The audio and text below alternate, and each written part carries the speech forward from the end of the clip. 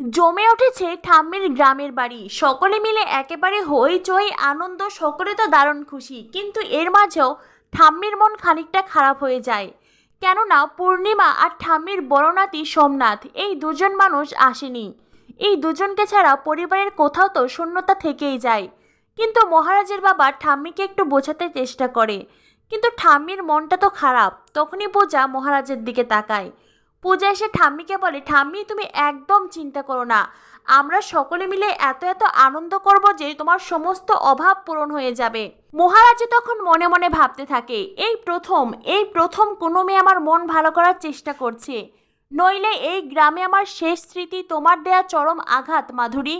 এই বলেই মহারাজের মন খানিকটা খারাপ হয়ে যায়। এদিকে দেখা যায় মাধুরী বাড়ির ছাদে অন্য পাশ ফিরে দাঁড়িয়ে আছে। তখনই হারুদা ছুটে আসে।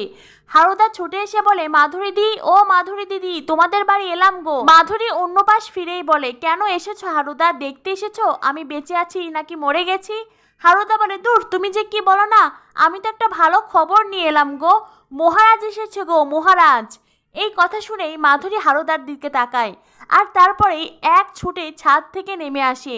মাধুরীর চোখে মুখে আনন্দ উচ্ছ্বাস, দীর্ঘদিন পরে সে মহারাজকে দেখবে। এদিকে পূর্ণিমা জয়ামাসিকে বলে, আচ্ছা তুই আসার পর থেকে বারবার কেন বলছিস বলতো, মহারাজের বউকে দেখবি, মহারাজের বউকে দেখবি, ওকে দেখার কি আছে?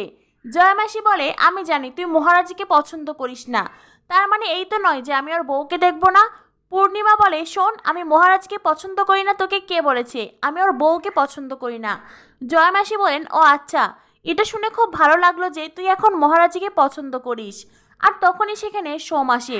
সোম এসে মনে মনে ভাবতে থাকে, এই রে, তার মানে কি মায়ের মন আস্তে আস্তে গলতে শুরু করলো নাকি?